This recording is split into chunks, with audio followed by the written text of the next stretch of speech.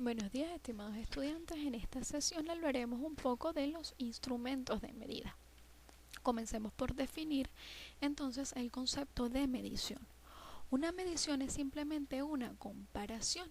Esto lo hacemos cuando queremos conocer las dimensiones de un objeto respecto al otro, como por ejemplo la estatura de una persona respecto a la otra. Para medir comenzamos definiendo un patrón respecto al cual vamos a medir. La dimensión de este patrón la denominamos unidad y la dimensión de esa unidad la definimos como la magnitud y en este caso va a ser una manita. Una vez que tenemos nuestro patrón definido, podemos hacer mediciones. En este caso queremos medir la longitud de nuestra barra roja. Para ello observamos que requerimos al menos 4 manitas. Por lo tanto, podemos decir que la longitud de la raya roja son 4 manos. Observamos entonces que esto es un patrón personal, lo cual evidentemente nos traería problemas al momento de comunicarnos con el resto de personas si nuestro patrón no es conocido. Es por ello que se definieron ciertos sistemas de medidas, 6 usualmente. Sin embargo, desde el año 1964, en nuestro país se definió como sistema de medida legal el Sistema Internacional, el cual da dimensiones de unidades a 7 magnitudes físicas: la longitud, masa, tiempo, intensidad de corriente, temperatura, cantidad de materia e intensidad luminosa. En el laboratorio analizaremos solamente la longitud, la masa, el tiempo y finalmente la temperatura. Bien, para medir la longitud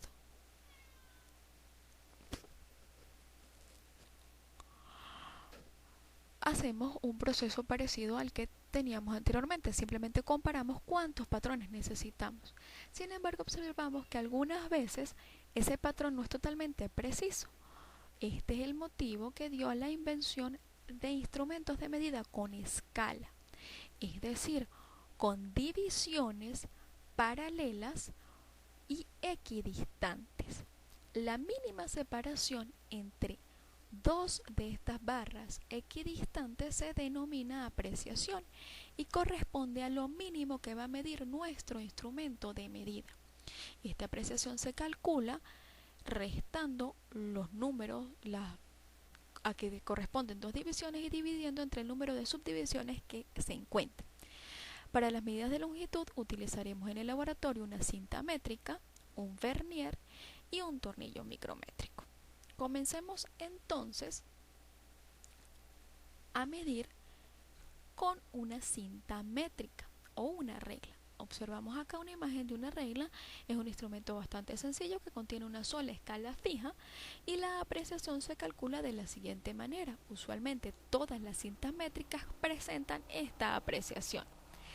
Para medir es bastante sencillo, simplemente ubicamos un extremo del objeto a medir en un punto dado de la regla y medimos o apreciamos qué longitud alcanza en ella.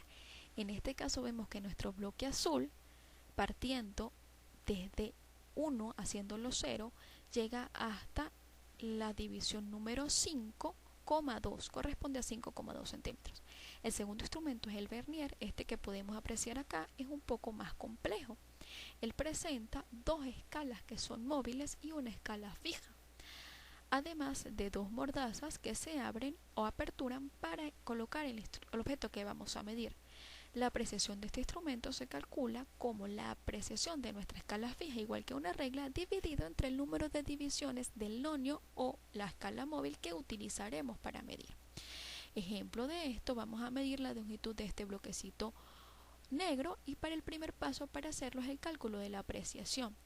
Fíjense que comenzamos calculando entonces de igual manera que para una regla con dos medidas cercanas y calculando el número de subdivisiones que hay entre estas dos.